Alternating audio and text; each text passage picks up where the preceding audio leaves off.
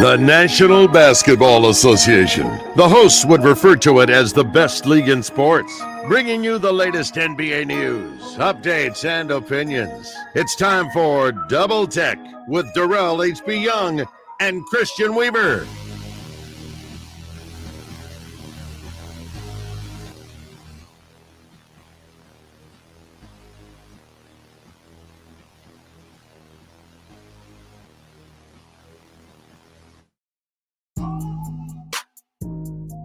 Welcome to Double Tech.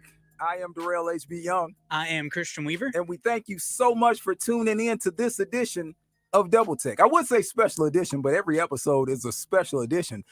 But in this case, it really is special, Christian. It's an extra special edition because this episode will hopefully be going on YouTube.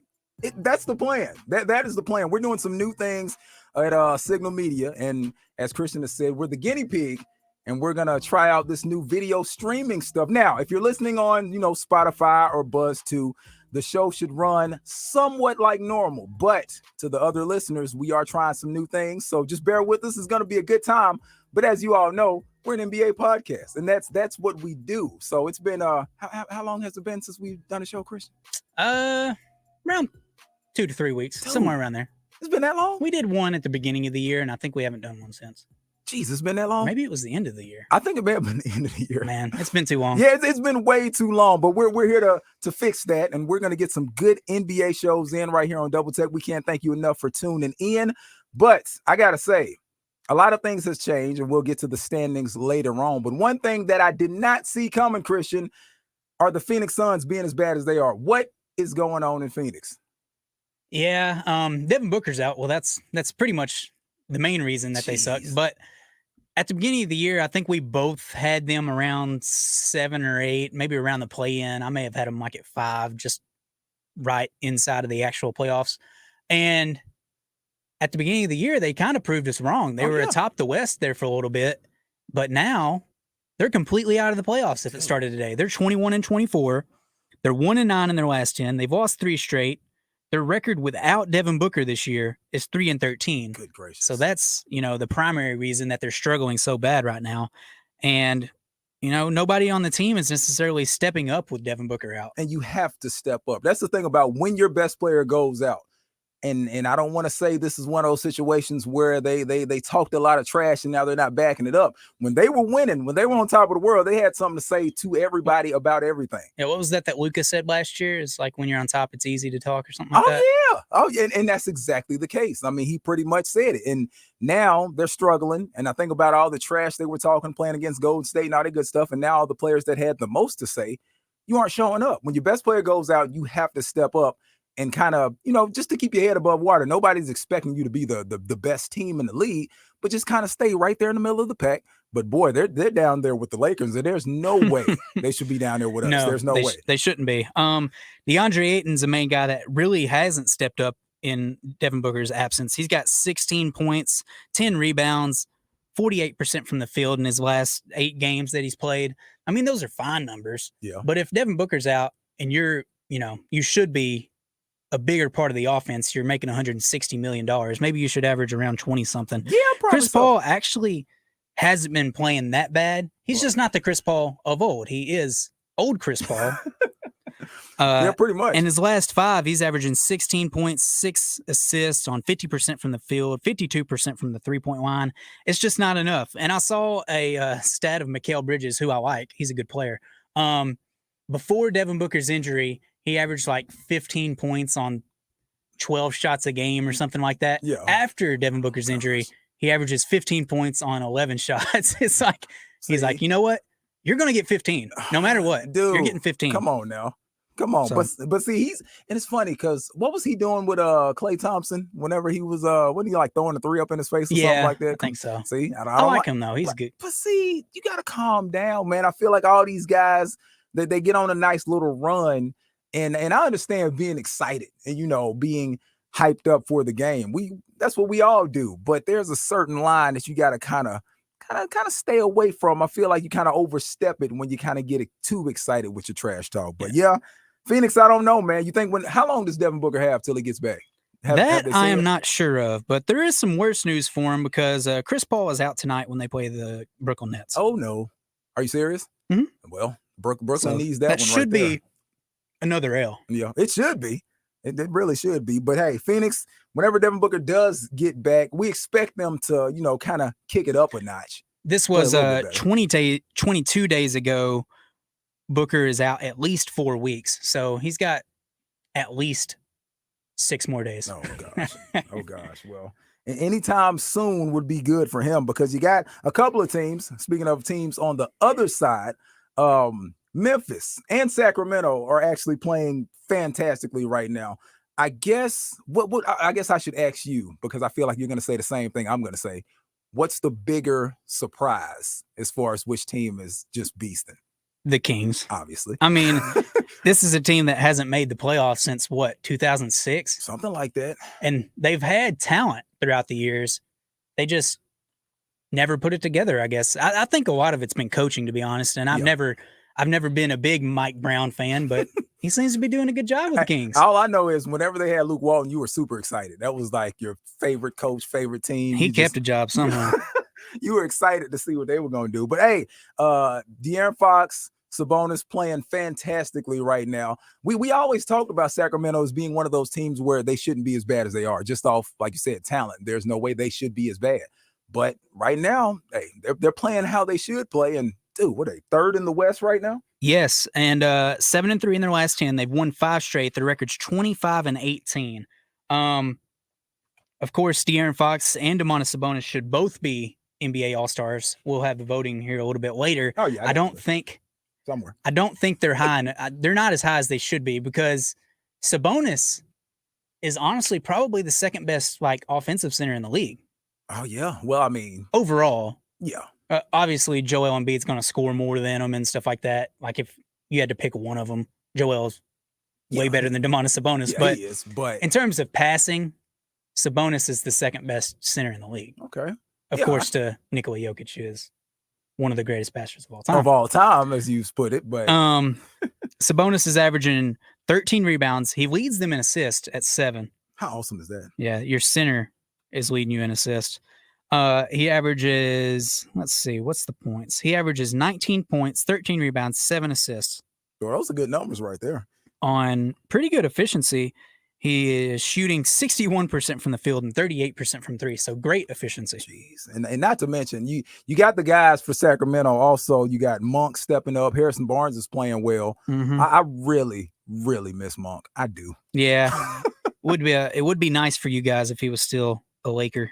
That would be fantastic. A guy that I like to point out is Chimezie Metu. Say that one more time. Chimezie Metu. He is a role player, but I do like him because he is there to dunk the ball. That's just what he does. He's in there and he dunks the ball. And you know what I love about that? If that's your job and that's what you're supposed to do, just do it. Yeah. Like I love the players who you have one job. They always joke. You had one job. Please just do your job. That's a wonderful thing. If the coach tells you come in, just dunk the ball, you get it on the inside, dunk the ball. I love that. So, hey, keep doing your job. And of course, Kevin Huerter has been a huge pickup for them in the offseason. He's averaging 18 points, 3.5 rebounds, 4 assists on 50% from the field and 43% from 3. Keegan Murray's been a pretty good rookie for him.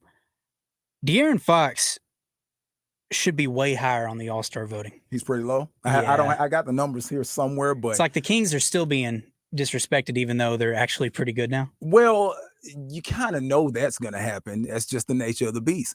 And since Sacramento has gotten on this good run, I feel like if it would have happened a little bit earlier, maybe he would be a little bit higher. But I mean, that's going to happen. That's just how it goes. He's been one of the more clutch players in the league so far. Yeah. I mean, he's not SGA, but he's but who is, Chris? Yeah, he's pretty good.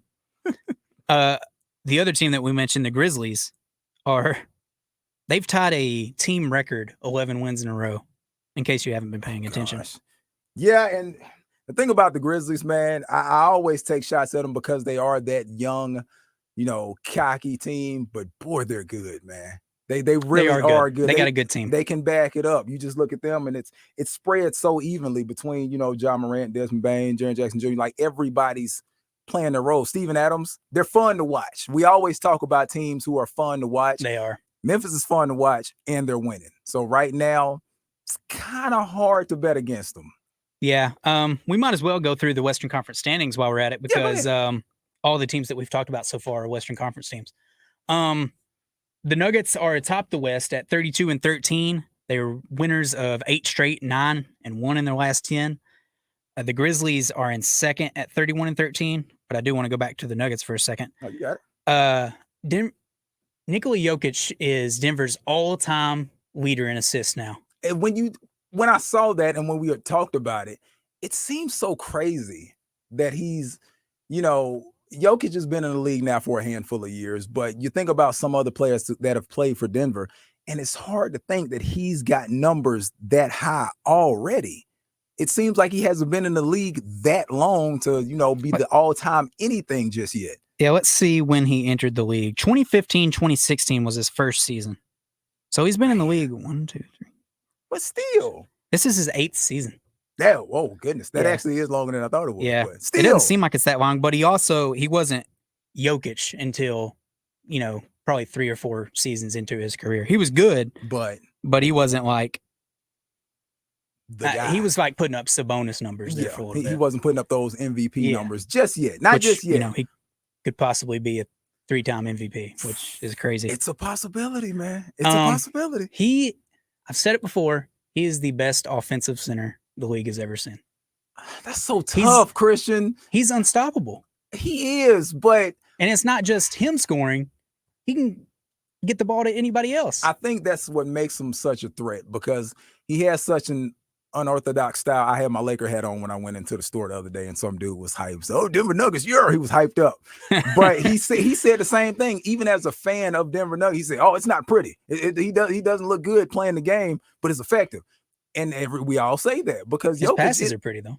Some of them are pretty, but like his shot selection, sometimes it looks like he's just flicking it up there, but it goes in all the time, like all the time. So yeah, man, with Joker possibly getting another MVP, Denver's at the top for a reason. Yeah. This season he's averaging 25 points, 11 rebounds, 9.9 assists. He's 0.1 assist away from averaging a triple-double. Oh, my gosh. And he is shooting 63% from the field and 37% from 3. If he gets a triple-double for the season, you almost have to give it to him. You got to give it to him. On top of also being the best team in the West so far. Oh, man. Yeah, if they're the number 1 seed and he's averaging a triple-double, how do you not give it to him? You have to. And we always talk about that voter fatigue, and where MVP – gets it once, gets it twice, and they're like, okay, we have to give it to somebody else.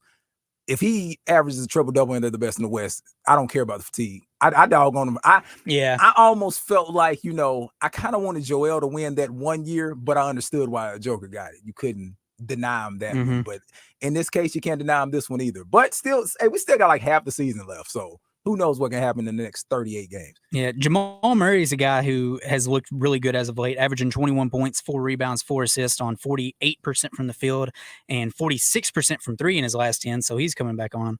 Aaron Gordon, we talked about it the last time we did a show. He's been very underrated this season.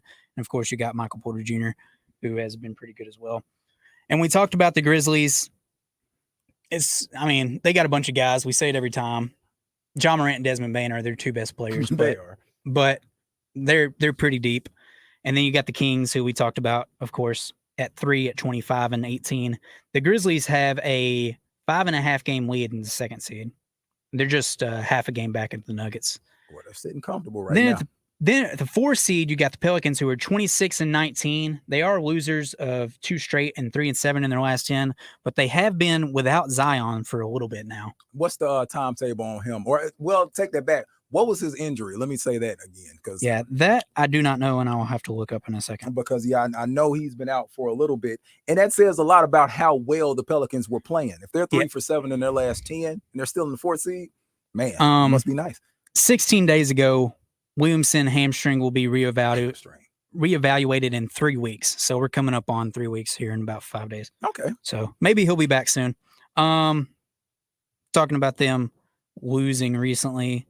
They have been without Zion and they have been without Brandon Ingram for a while. So I don't know how you can really expect them to win a ton of games Hey, without those two guys. But like I said, they put themselves in a good position to be without their guys and still, be in a comfortable spot right now. I say comfortable, but lose a few more, you can drop down a couple more spots. But they're all right. Right that's the thing. I mean, the NBA, we've talked about it multiple times this season. There's maybe never been more parity than this. Dude. That it's so close in both conferences. It's close. I love it. And for people that say these games don't matter, talk to me when it comes to playoffs. It's like, no, these games matter because every team is like one game apart. Dude, the thing about it is when people say the games don't matter, they're not seeing some of these games. And like you said, how close it actually is. Obviously, at the end of the season, everybody makes their push and it kind of shapes out, differently. But you really do set yourself up to, I don't even want to say not have to work as hard at the end of the season, but to give yourself, a little leadway so as you don't have as much pressure at the end of the season, because it gets real sticky real fast. And I feel like this is going to be another one of those seasons that at the end of the year, it's going to be 2-3 game difference on if you win this game, if you lose that game, which I love that time of the year because it gets serious. And you know how sticky it gets. Oh, you know how sticky it gets. You can ask Drake about that. Yeah. The Mavericks are the 5th seed at 24-22, 4 and 6 in their last 10, losers of 3 straight. Luka Doncic show, of course. Always. I mean, he's incredible. You see his dad?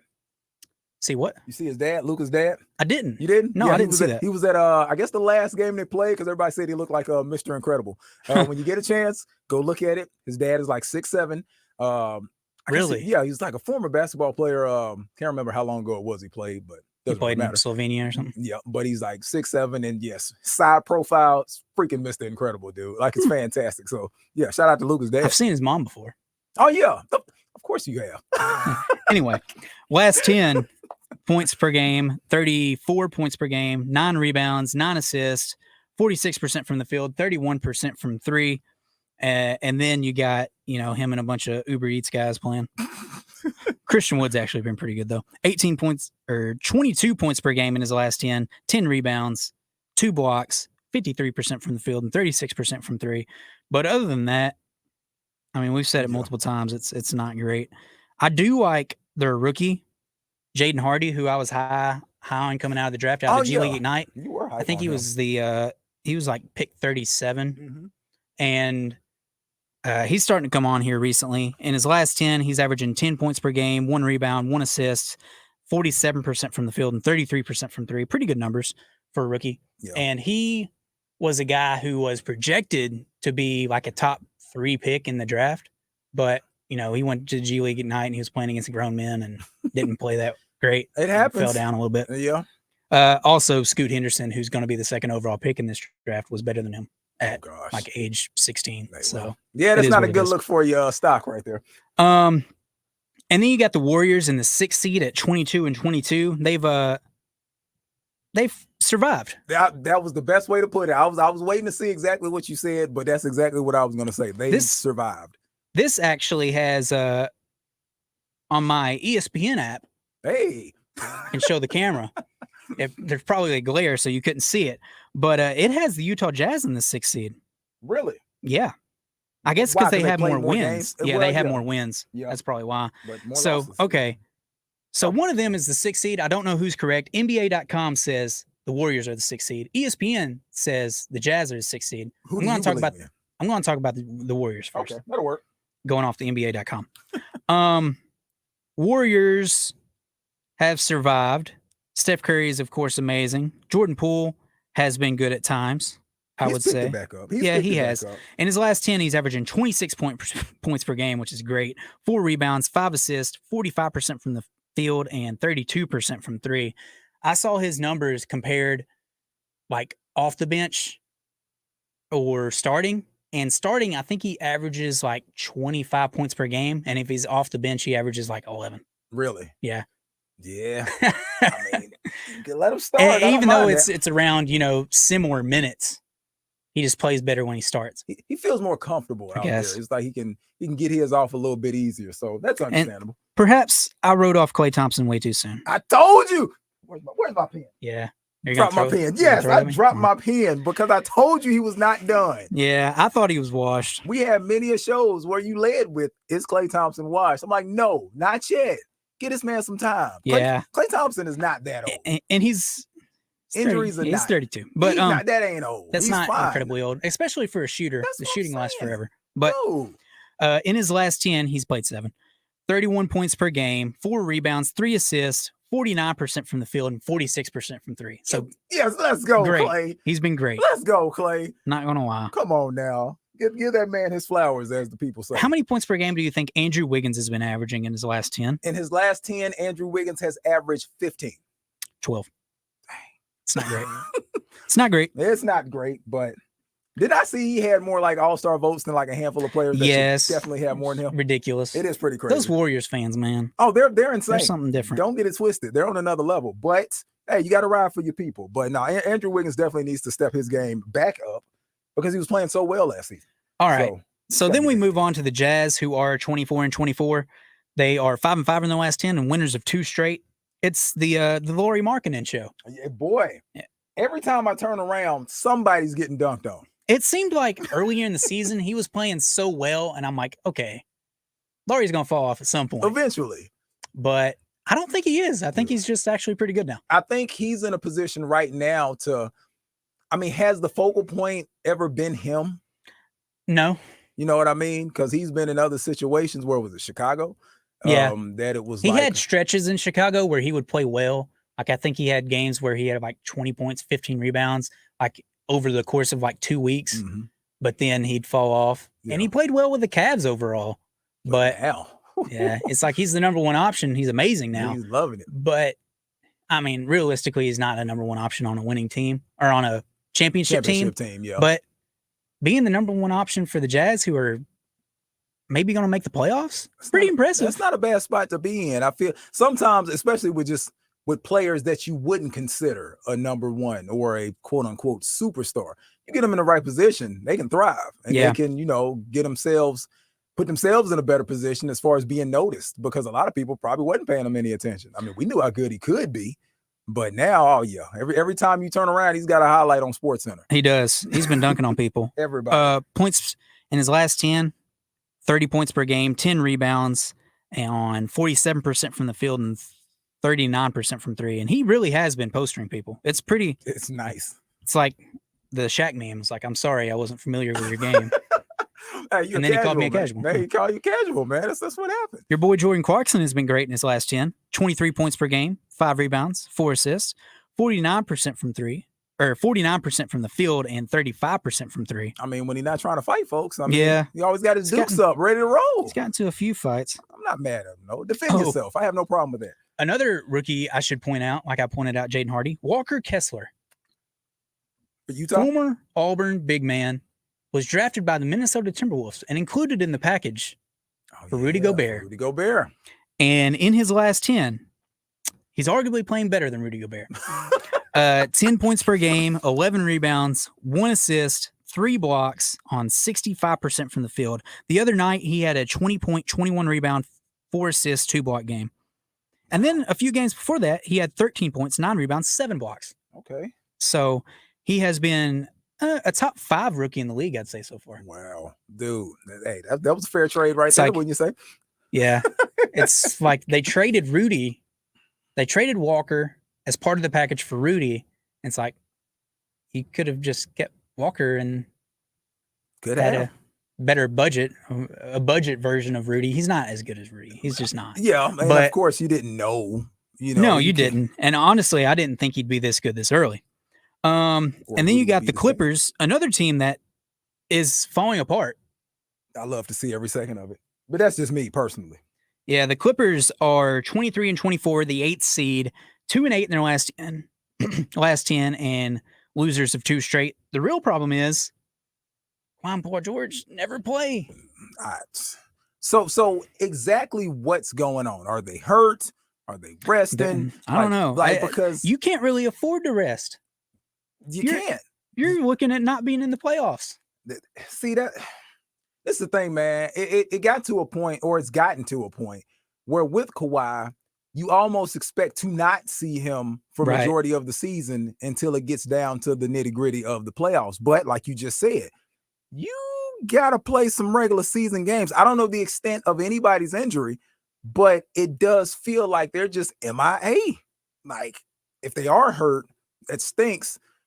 But I don't know, man. I don't know. They really are playing themselves out of the playoffs before we even get close to it. Because yeah, we still got a lot of season left. And if they're not into the flow of the game, we know how good. There was a point in time where Paul George was just carrying the Clippers. He was playing so well. Yeah, he was. So I know something did happen to him. Didn't he hurt his ankle or something like that? I'm not sure. see, that's the thing. It's like we don't know for sure, but I don't know, man. I don't know. We always want to see every team at their full strength. As much as I dog on the Clippers, to see them playing at full capacity is always fun. Let's keep it a buck. How many games in their entire time with the Clippers do you think Kawhi Leonard and Paul George have played together? 17. All right. So they've each been with the Clippers. This is their 4th season with the Clippers. All right. 4th season. There's 82 games in a season. That's what I was just except about for the to say. COVID shortened season, which was 70. Okay. 2. Okay, so let's think. That's about 300-ish games. Right. How many games have they played together? They have played a combined, playoffs included. I guess so. 48. 94. 94. Okay, that's not too bad. That's not good. That's not too bad. They almost played a third of the entire time that they've been together. That's really bad. Come on, man. We're going to get it in at least 1 out of every 3 times we're going to play together. So, Kawhi, when he has played recently, has been good. Oh, he's been balling. He's looked good. 25 points per game, 6 rebounds, 4 assists on 49% from the field and 37% from 3. And let's see how Paul George has been doing when he's played. He's been pretty good too. 22 points per game, 6 rebounds, 4 assists, 46% from the field and 41% from 3. And then you go to the team or to the guy that Paul George was traded for. Okay. SGA. Uh-oh. And the Thunder. How's that guy doing? 22 and 23. Better than Paul George and Kawhi Leonard. Yeah, didn't I see like a stat where he's like averaging more than them combined this season or something crazy like that? He's played more games than them combined, I believe. That's crazy. Jeez. Goodness. I think that was the stat. But SGA is, of course, amazing. His last 10, he's averaging 27 points per game, which is down from his season average of 31. 5 rebounds, 5 assists, 49% from the field and 32% from 3. Josh Giddey, perhaps I wrote him off too soon. Well, early in the season, I was like, okay, I'm not sure. I'm not sure if this guy's ever going to be like a great scorer. Yeah. He does some other things well. But in his last 10, he's averaging 20 points per game, 7 rebounds, 7 assists, 54% from the field and 35% from 3. And he's also shooting 94% from the free throw line. Wow. Hey, he stepped it up. You just had to give him a little bit of time, man. You know, with the interesting thing about y'all were kind of set to have Chet.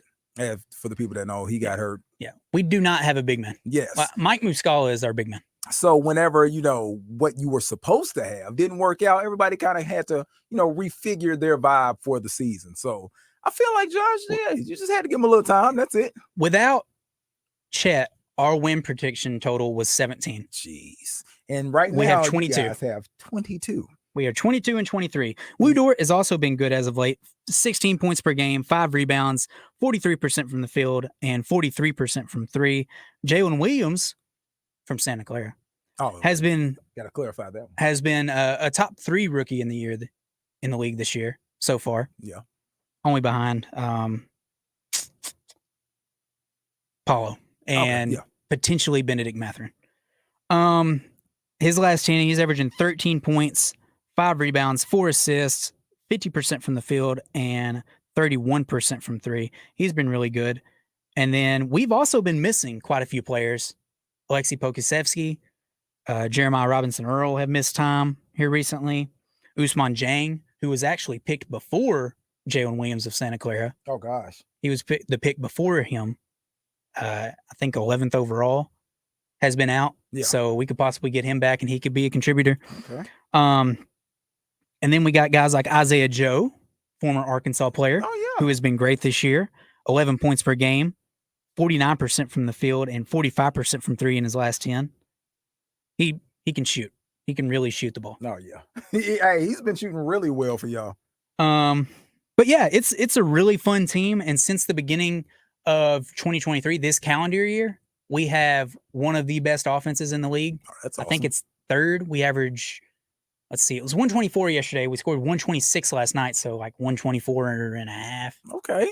We average 124 essentially for this calendar year, and we are, I think, we're a top 10 defense on the season, and we've been second in net rating since the beginning of 2023. Jeez, so we're one of the best teams in this calendar year. Y'all acting like y'all want to make the playoffs or something. What's going on? I think we're going to. Hey, I said things are y'all trending that way. We are only a half a game back from not being in the play-in, being in the playoffs. That's awesome. Not having to play a playing game. And we still got plenty of season left.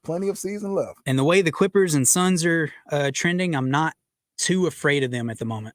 Yeah, you shouldn't be.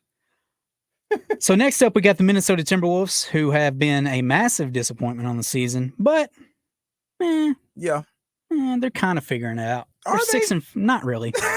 They're 6-4 in their last 10. They're 22-24. It's amazing that they made this trade for Rudy Gobert. It's like, oh, top three in the West. Top three in the West. Dude, they're not better than the Thunder. And the Thunder are better than them. But what's so crazy, dude? With that change, we were like, dude, that's gonna be scary. Before it even popped off, we're like, okay, that could be pretty nasty. They don't have Cat. They haven't had him for a while. But even when they did have him, they didn't play well. Not at all. That was, I mean, having Cat didn't really do him any good either. Just as far as adding Rudy Gobert, I should say. Of course, with Cat, it's better. But yeah, dude, I don't understand it. They have been better when Naz Reid has played the center than Rudy Gobert. How? Why? Naz Reid's going to get a paycheck, by the way. He's a free agent this offseason. As well he should. And he's averaging 11 points, 5 rebounds. But in games, I think I saw where in games where he plays like 25 minutes, he averages like 19 or something. He actually plays really well when he gets minutes. In his last 10, he's averaging 11 and 5 on 55% from the field and only 21% from 3. But he's actually a good 3-point shooter for a big man. But all I see is the Timberwolves going down farther. Like right now, they're in the 10th spot. Yeah, I feel like they're just going to keep going down. If they miss the playoffs, man. Oh, they're going to miss the playoffs. Oh, I'm calling it right now. That's bad. They're going to miss the playoffs. That's really bad. Because like, that's people were already talking about it. That could go down as the worst trade in NBA history. Dude, because they gave up 1,000 pieces. Like they gave, oh my gosh, they gave up everything in the hopes of being a contender immediately. And it was shaping really up for them to be, but boy, did they not make it. But yeah, I'm looking at the teams that are usually when we look at the 11 through the 15th slot of the conference, it's like, okay, we're not worried about those 5 teams. But the next 3 teams, to me, are better than them. Potentially, yes.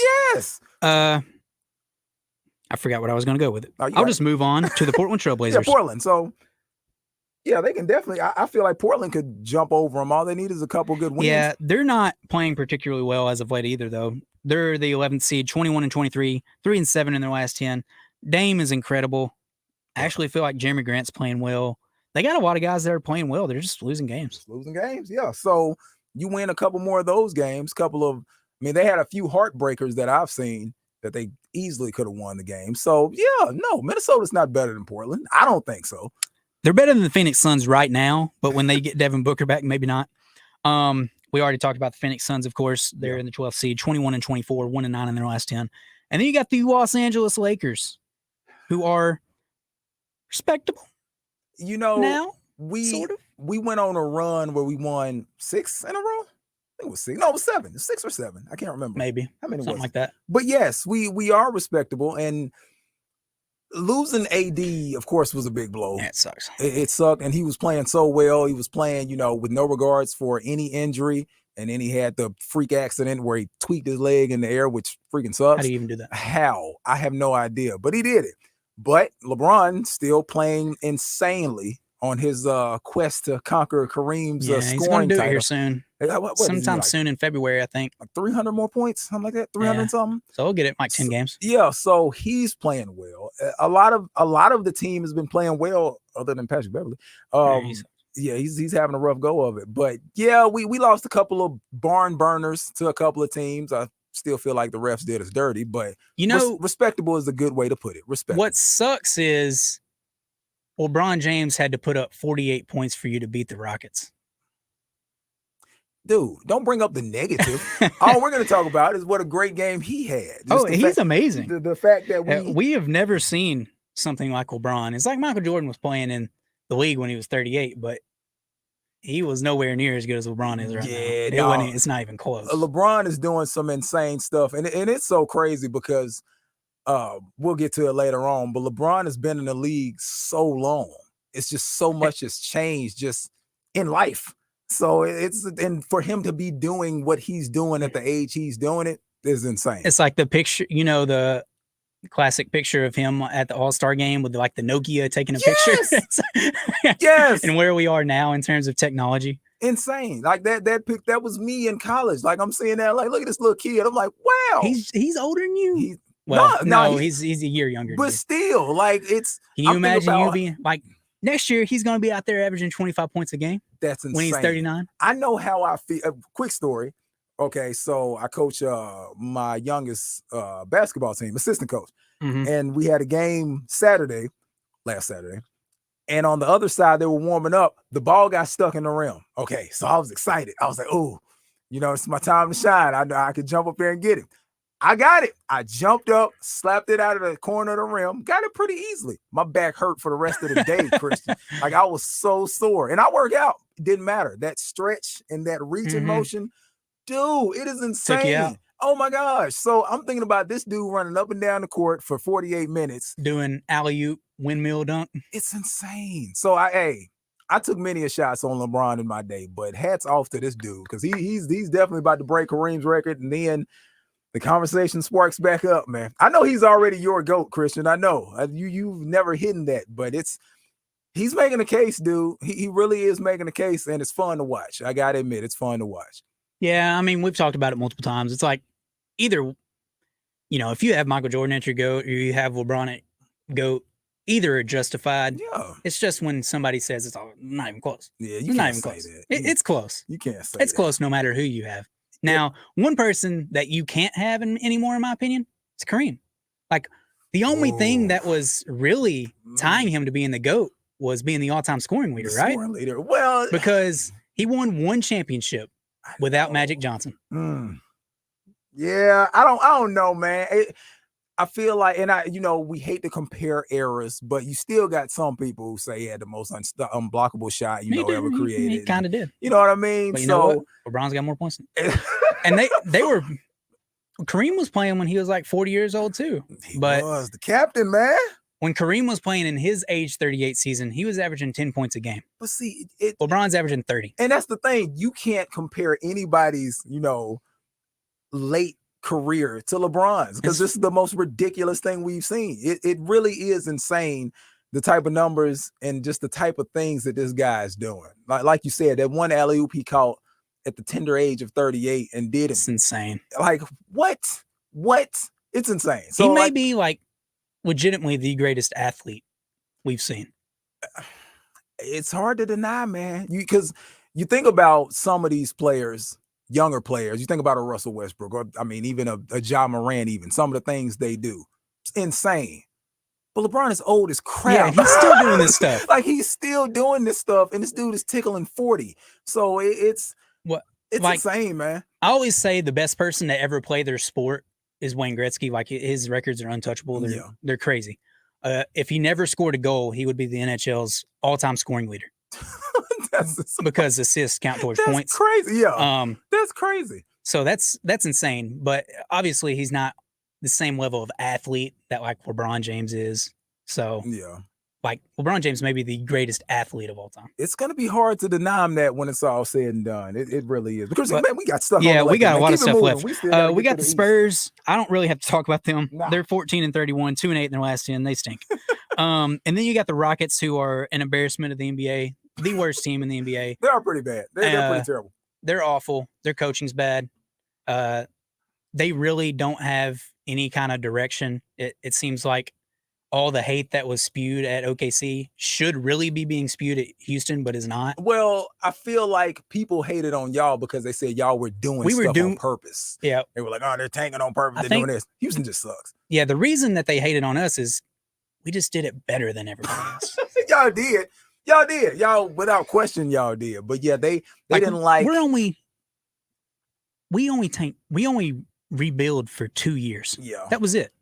We were done after that. See, I feel like what Houston's doing, it doesn't really feel like tanking. It's just they're terrible. They suck. Yeah, they're just bad. So nobody really wants to spit venom at them just yet because they're so terrible. Now, if this continues, like I honestly, I do not want them to get Victor. Like, they shouldn't be rewarded for being as bad as they are for the last 3 to 4 years. I hope the Spurs do. I know hope they do too. We keep talking about it, but I really would rather Pop get a chance to coach the young fella.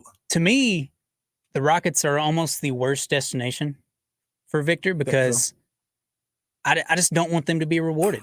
I would rather him go to Detroit. It wouldn't be see, I don't know about that. I'd rather for him. I wouldn't have to see him in the Western Conference. That's true. But for him, Houston would probably be your boy you got Cade, you got Cunningham. You got Jalen Duren, you got Jaden Ivey. They may have I think Detroit may have a better young core than Houston at this point in time. Yeah, now that you say it out loud, that may not be a bad destination. It's not bad. It's not bad, but anyway, let's just go on to the Eastern Conference. You got the Celtics, who are 33-12. They have the best record in the NBA, just ahead of the Nuggets, who are 32-13. 8-2 in their last 10. Winners of their last 7. Of course, Jason Tatum is amazing. He is. I saw a stat. I think he leads the Celtics all time in 50-point games or something. He does, because I saw the graphic of Larry Bird giving him a pat on the back. Who is this Bird guy? I saw that graphic. So yes, that's what I'm saying, man. So many of these players now breaking so many of these records by these guys that you attach to these teams to having been there for 50 years. You know what I mean? It's like, you think of Larry, you think he played for the Celtics for like 35 years. It just doesn't. You can say, it was harder for people to score back there than the defense and stuff like that. But actually, the defense is the pace and the defense towards Bird's era was similar to today's. I can see that. It's just the 3-point shooting wasn't as prevalent. Also, couldn't have been. People always talk about the 80s being the hardest defense the league has ever seen. Yeah, really, it's the late 90s, early 2000s. That was the best defensive era in the NBA. I feel like I remember that run because it was a lot of 80 to 90 point games. It was a lot of, like, if you scored that was the hardest era to score in. Yeah, I could see that. John Morant dunked on somebody else. Speaking of, he has a lot of highlight dunks too this season. People kind of mix up what era they're actually talking about. They do. It's you think 90s or 80s and 90s, you think that rough tumble, NBA, but when really the pace. It's like, there was hard fouls occasionally, but that wasn't happening every game. Nah. But that's what they make it seem like. Hey, anyway, every game somebody was getting clotheslined. Yeah. Man. Jason Tatum is of course great. Jaylen Brown's great. I mean, they assembled a super roster. Hey. I mean, it's just a really good team. Right now, the Celtics, best team in the league, best record in the East, obviously. Dude, if they keep playing like they're playing, I know they're on a 7-game win streak, but best team in the East right now? Even though you'd have to say so. Record, but, you'd have to say so. They're the favorite out of the East. But sometimes, you see that record and you still feel like a couple teams below them or better. Like the Jazz. Yeah. For a few years. I don't know, man. Celtics looking good. Celtics are legit. Yeah, Celtics. They made the finals last year. Of course, Giannis is great. He's missed the past few games, and those, or maybe just one game, but those last few games before he missed, he had like 7 points or something. I was like, you need to go sit down, Giannis. Yeah, probably so. Like, why are you getting 7 points in a game? That's just crazy. Yeah. Jrue Holiday's been good though. 21 points per game, 7 assists, 4 rebounds, 51% from the field and 46% from 3. And then you got Brook Lopez, Bobby Portis, who have been good. Chris Middleton has been assigned to the Milwaukee Herd.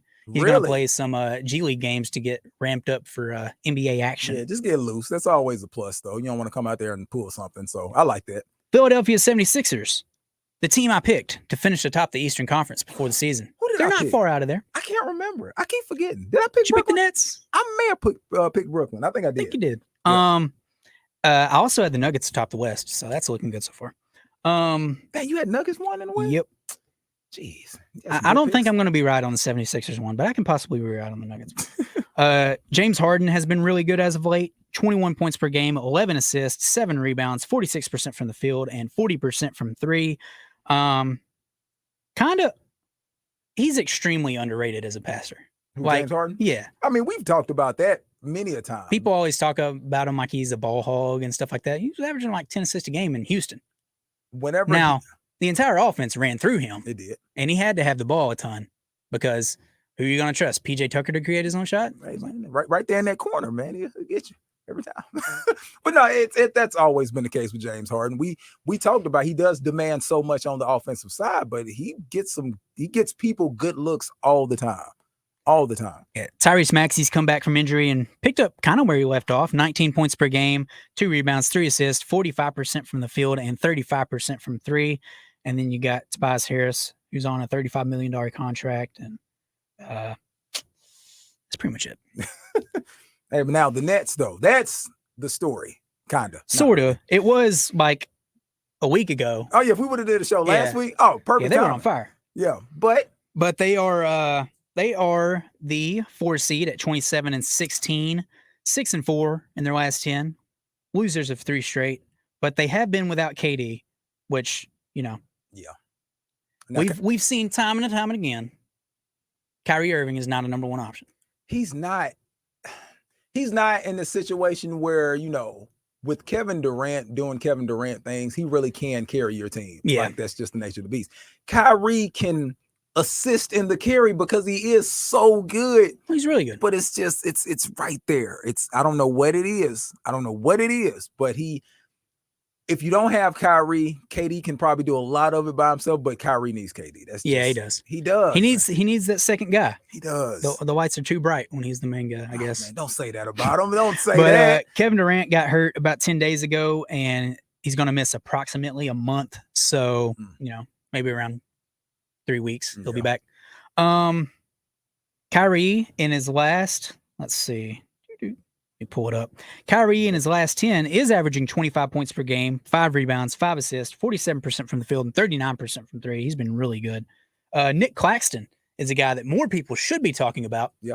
He's top 3 in Defensive Player of the Year voting right now. Really? I didn't realize he was that high. Well, there's no voting right now, but if the season was to end right now, he would be top 3. You're up there. Yeah. In his last 10, he's averaging 13 points per game, 8 rebounds, 4 blocks in his last 10 games. Nice. So he's been very good. Also, Josh Giddey bullied him the other night. Did he really? Yeah. Josh Giddey gave him a shoulder and then scored on him. Ooh, he didn't do the little and then he did the too small. He did too small. He didn't do the too small. Oh, man. Did he really? Yes. Oh, gosh. Can't do the too small. It's funny coming from him, which they call him Timothy Chalamet. No. Yeah. Oh, man. Because, everybody on OKC is like him or stuff like that. Yes. So he's Timothy Chalamet. That's funny. That's quite creative, actually. Ben Simmons in his last 10. These aren't great. 5 rebounds, 7 assists, 7 rebounds, 44% from the field. It kind of stinks. And then after them, you got the Cavaliers, who are 28-18, 6-4 in their last 10. Donovan Mitchell is amazing. Oh, yeah, we didn't even have a show after he dropped to 70, did we? Did we have a show since I think we may have. I think we did. Am I getting that old and I forgot it already? I think we did. Man. Could be wrong. I don't think we did. I don't know. I don't think we did. But in his last 10, he's averaging 28 points per game, 4 rebounds, 6 assists, 47% from the field. Darius Garland's doing okay. 22 points per game, 9 assists, 44%, 40%. Evan Mobley has been stepping up his game as of late. In his last 4 games, 18-15, 19-8, 19-8, 17-8. Oh, wow. So those are good numbers. And he's got a couple blocks in there. But, I mean, Cavs are good. It is what it is. The Miami Heat, perhaps we wrote them off too soon.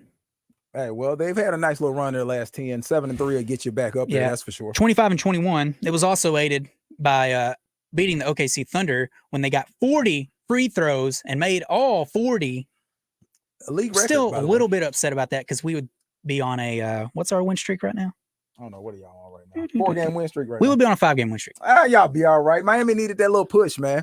No, we needed it more. Okay. But Jimmy Butler's been good, even though he's a free throw merchant. 22 points per game, 5 rebounds, 4 assists, 48% from the field, 25% from 3.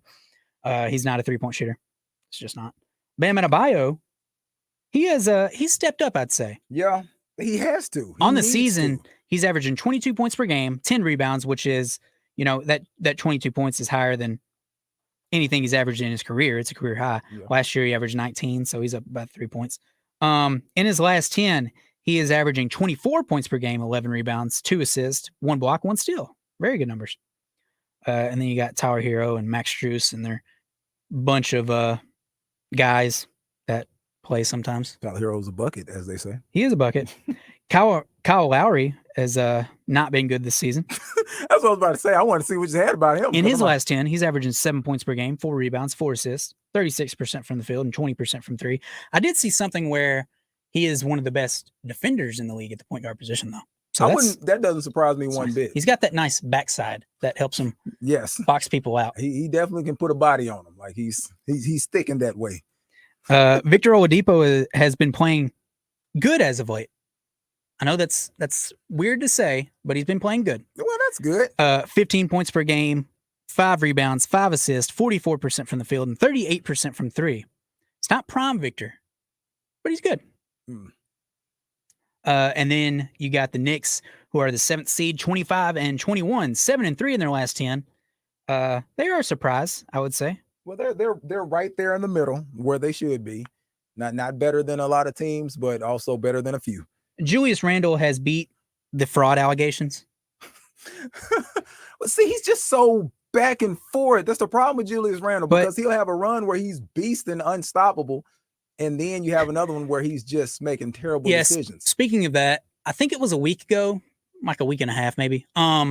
He had a game where he was 5 for 5 from 3 in the first 5 minutes of the game or something. Gosh. And then the very next game, he was 0 for 7 from 3 in the first quarter. He said, I got to keep shooting them, coach. I got to keep shooting So them. he was like amazing, and then he was bad. Like, come on, man. But he's been more good than bad as of late. He's averaging 26 points per game, 15 rebounds, 4 assists, only 41% from the field, and only 30% from 3. But he's been playing pretty well. Jalen Brunson has been playing amazing. Like, legit amazing. He really has. 32 points per game, 5 rebounds, 5 assists on 50% from the field and 49% from 3. Okay. So, that's what I'm talking about. Maybe they should have kept him in Dallas. Hey. Maybe they should have kept him. Dude, that would be nice to have right there for them. I mean, but hey, well, they got what they wanted. Yeah. Or did they? No, I don't think they. But the Hawks are the 8th seed, 23 and 22, 6 and 4 in their last 10, winners of their last 4 games. Oh, yeah, they're a nice little 4-game Yeah, win they are. streak. Yeah. Trae Young, he gets a lot of hate. And sometimes it's been from me. But he's very good at basketball. He is. He's real good. 27 points per game, 9 assists, 47% from the field, and 39% from 3 in his last 10. That's the big number, because on the season he's shooting 33% from 3, which is, it's okay. It's below his career average. Yeah, but it's okay. Well, is that the best way it's to put way up from what it was. I think he was in the 20s for a while. Earlier in the season. Yeah, so he's doing a lot better.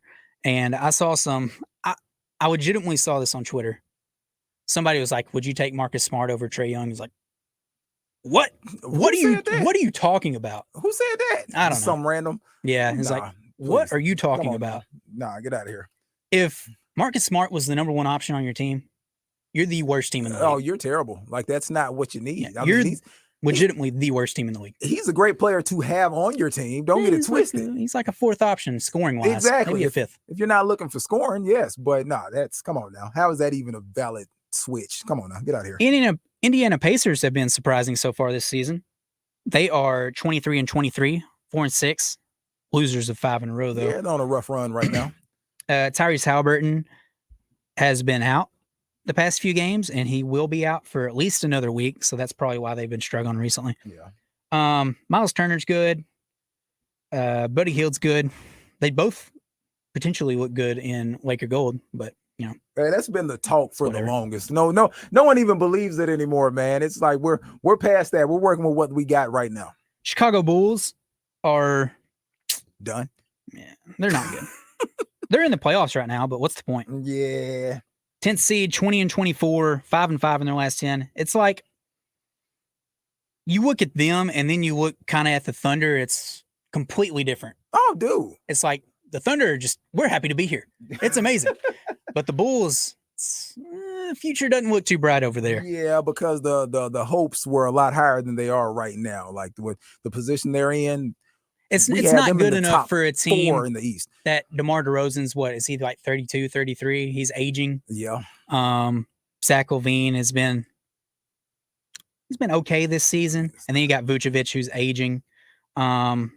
It's just they're in purgatory right now. They really are, and that's not a spot that you want to be in with the team that you have. It was supposed to be you were competing right now, not fighting for a spot in the play-in. So yeah, it's gonna be tough for Chicago. And then you got the Raptors who are 20-25, 11, 5-5, losers of one straight. They should be selling as well. They could get, we talked about this last time, they could get quite a good return for Pascal and Fred and maybe Gary Trent, a few others maybe. Oh, yeah. But I saw a trade proposal by maybe a Suns fan or maybe and people disagreed with it. It was like Cam Johnson, Cam Payne, and some other young player that wasn't Mikal Bridges and like 2 first-round picks, and they're like, no, I'm not giving up Cam Johnson for Pascal Siakam. Really? Like, are you insane? I don't know about that, Chief. Are you crazy? Well, but see, that's probably just the love of that player, because sometimes, you get attached to players that even though it's better on the other side, you just don't want to give them up. Pascal's been very good this season. That's what I'm saying. Scotty Barnes has actually turned around. He was on Fraud Watch there for a little bit. Last 10, 18 points per game, 8 rebounds, 5 assists, 48% from the field, only 20% from 3, but that's not really why he's out there. And then you got the Wizards who are 19-26, 12 seed, 5-5, winners of one straight. They've been in purgatory forever. Yeah. I don't understand what they're doing. And it seems like they're trying to trade Rui Hachimura. Yeah. Who he's okay. But why are you trading your young guys when you should be trading the old guys and trying to build around the young guys, but you're like constantly trying to be kind of competitive, but you're not bad enough to actually get a top tier pick. Well, that's the thing. Like you said, they're not bad enough to get a top tier pick. So they're trying to just say, well, let's keep the older you guys. You should happy. Try to be bad enough. You should, but that's crazy because they are sitting in that worst spot possible. Like you're not even competing. You're just kind of above the Yeah, worst. Nobody's taking you seriously. Not at all. So, yeah, I don't know what they're going to do. It also doesn't help that they picked Johnny Davis out of Wisconsin, I think, at pick 10 this year, and he is really bad. Like, historically bad. Anthony Bennett may be a better rookie than him. No. I'm not lying. That was your guy, too. Y'all know you was all about some Anthony Bennett. He is struggling in the G League. Oh my God. He's averaging like 5 points on 20% shooting in the G League. It's not for everybody, man. It's really not. Now I know, he could turn around. I'm not writing him off, but he could turn around. But the early returns are very concerning, I would say. That's tough. And then we'll run through these last few. The Magic are 16-28, 3-7 in their last 10. Paul Banchero is really good, but it appears that run that they made early in the season was a little fluky, a little premature.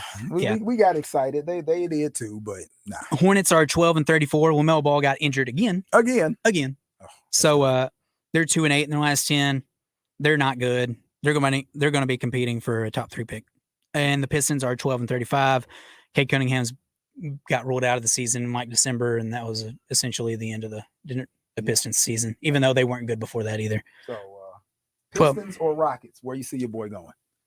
I hope the Pistons. I hope the Spurs. Pistons do sound pretty good, but yeah, I'd rather have the Spurs. But yeah, the Pistons, it is sounding pretty. If jazzy. The top 3 picks get even odds. It's only 18%, I think, maybe 14%, maybe 14%. Yeah. But they all share the same odds. So even if you are the worst team in the league, you're not necessarily going to get the number 1 pick. I mean, this is true, but just as long as Houston doesn't. Isn't that kind of crazy though? Like you're the worst team in the league, and it's like you only have a 14% chance of getting the top pick. I know, how crazy is that? I feel like it should be like 25. Yeah, Something like that. We got a should be big a little chunk bit of the higher. pie. It's Yeah, like, what just- did we even suck for? yeah, get a big chunk of the pie, so at least they have a high chance of getting it, not But in the that's- running with that's- everybody else. They're trying to deter the tanking. So. I guess. All right, Christian. Do you know what time it is? Yes, If I can find it's this. been a while since I've done one of these. I know. That's what I'm saying. This one is almost more informative than anything. If you get these, you are the GOAT. I will get you a shirt that says GOAT across the front if you can give me all these. But first, It's time for What Organization Is This Athlete Associated With?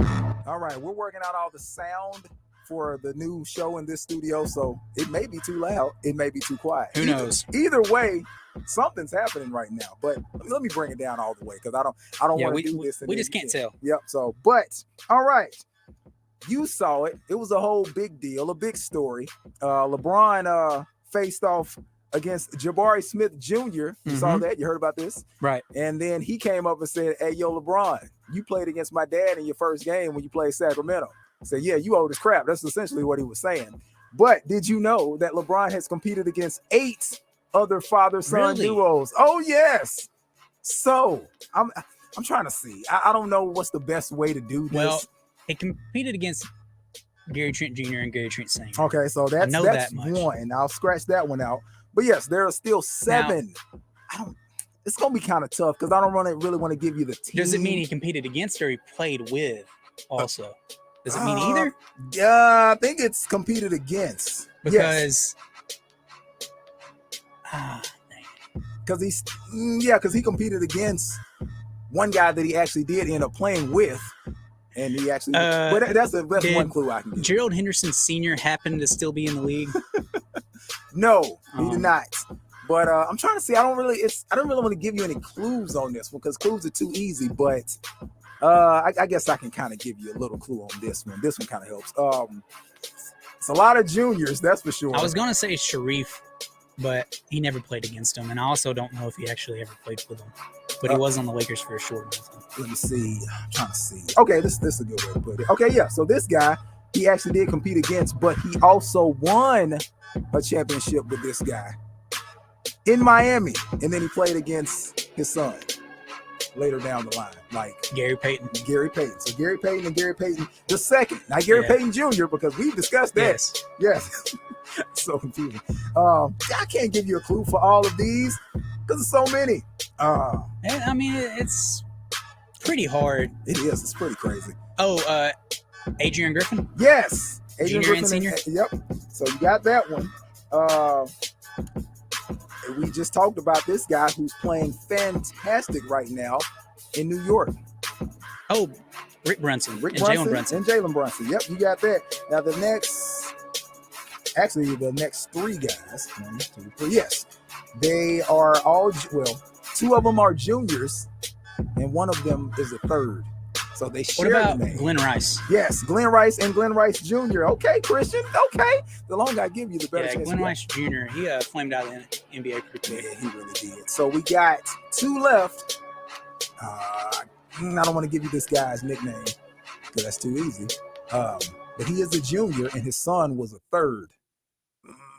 Because I don't want to. Glenn Robinson. There you go, Glenn Robinson Jr. and Glenn Robinson the third. Big dog. Big dog. See, if I would have said big dog, it would have been too easy. And we have 1 left, which I remember this guy.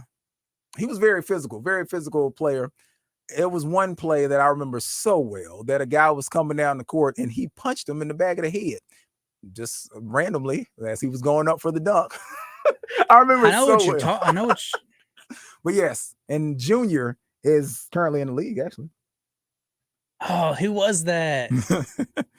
His nickname is also a local store. Actually, I don't even know if they have these anymore. They probably do. I haven't been to one in a long time.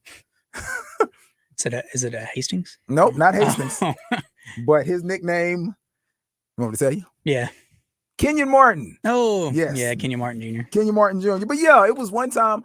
Yeah, it was when Kmart was playing for New Jersey, and somebody got past me, and he just Kmart was about that life. Yes, he was, without question. He was definitely about that life. But see, that was a pretty good one, man. You actually got a whole lot of them. Like, I had to have a little bit of help, but I did pretty well overall.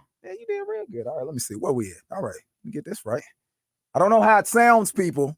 Hopefully it sounds okay. But it's impossible for us to know until post. We'll find out later how terrible or how wonderful it sounds, and we'll do it again next time. Here we go. Alley-oops and flagrant fouls. All right, Christian. I guess you got yours. You want me to do yours? All right. Is Becky Hammons always on here now? You know what? I don't know. NBA Today is on in our studio. I like Becky Hammons. How did you? Yep. But yeah, she has been on a lot lately. They probably did lock her in. Perk has his own Perk's Penthouse. Perk's Penthouse. I don't even know segment. I don't even. You know what? There's so many ways you can go with that. All right. Well, you want to give your alley? Alley-oop. I'm going to give one to the Thunder. Highlighted. They're playing really well. This is the most excited I've been as a Thunder fan since KD was with us. Really? Probably. Dude, that's saying something. Now maybe Paul George there for a little bit. Yeah. There for a little bit. But even realistically, I'm like, okay, the Warriors are way better than us. There's no point in getting excited. Yeah. But now you're feeling good about it. I'm feeling good about it. I mean, we're not going to win a title, but I don't expect it. And I'm, it's exciting. Y'all got a young, y'all got a young and you know competing what? core. You know what would be really funny? What would be really funny? If we make the playoffs, the Clippers don't, and we pick swap with them and get a lottery pick. Dude, that would be insane. That would be amazing. Oh gosh. And a flagrant foul, I'm going to give one to the Phoenix Suns, who are of course struggling. Although I do like to see it. Hey, well, it's definitely looking tough for them right now. Well, okay, my alley-oop. Actually, this is like a shared alley-oop and flagrant, because I'm going to give this alley-oop and flagrant foul to Stephen A. Smith, and I'm going to tell you why. It's not even basketball related. Is it the Rihanna thing? Yes. Okay. You know exactly what I'm talking about. Okay. I give him the alley-oop for saying Rihanna is no Beyonce. It was his opinion. It's all good. I feel like I'd rather hear Beyonce too. I give him the flagrant for backtracking. For apologizing? Yes, don't apologize. Stick to your guns, Stephen A. Because you already know fans are crazy, so they come in waves. But I feel like it was so much pressure on him to just, hey, you need to come out and make a statement just to say what you meant. I was like, I know what he meant. I understand what he's saying. All he said was she ain't no Beyonce. That's all he said. I honestly thought it was, when I watched it, I was like, I thought this was going to go somewhere different, where he was going to say like she was very appealing to the eyes or something along that lines. Yeah. And he was going to have to apologize for it. But it's like what he said wasn't that bad. It wasn't that bad at all. And when he said it originally, it was just like, well, yeah, if that's, I mean, he said Beyonce is the entertainer. So it's hard to, put anybody above her or put anybody on that level. So, I just don't like that he had to come out and apologize. On those Super Bowl halftime shows, they usually bring out another artist or something. When Rihanna comes up there, are they going to bring out Jay-Z? I don't know. Kanye? No. Hey, well, that's funny because, Run This Town, she does have that, but I don't think Jay and Kanye are performing. And also that the Kanye and Paul McCartney and Rihanna song. Do you remember that one? Yes, I remember that. What was it? 4 to 5 seconds from Wild. Yeah. Yeah. That was a catchy tune, actually. But yeah, dude, man, he didn't have to apologize for that. Also, flagrant foul to did you see the third grade team out there in Ohio? That's so bad. Got to give them a flagrant, man. I have to. It's the coach's fault, though. And that's the thing. I look at stuff differently now as an assistant coach to my daughter's team. If they get a little too excited, hey, y'all, bring it down a notch. Come on, y'all, calm it down. That's all it really takes. But they were it was bad, too, It was man. really bad. It was bad. How you going to be like 3'0" saying you too small? Like, come on now. Like, that just seems... And I have no problem with celebrating like at the college or NBA level. Like if you make a play, I don't care if you pat your head like you dunked on somebody or something like that. But it's like they're 8 years old.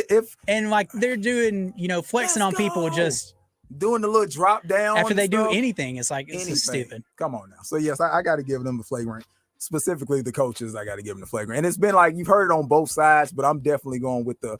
It's not the kids' fault. It's definitely not the kids' fault because, of course, they're going to overdo it. They're kids. It's what they do. But you got to kind of reel them in. Like you said, going down the court, throwing up a three, I would point at you and be like, hey, I see you, and that's it. But come on, in the face of other kids saying too small, nah, we can't do that, man. We can't do that. So, yes, they definitely get my flagrant. So, well, Christian, double tech. First video double tech. Hopefully. Did it record? Hopefully.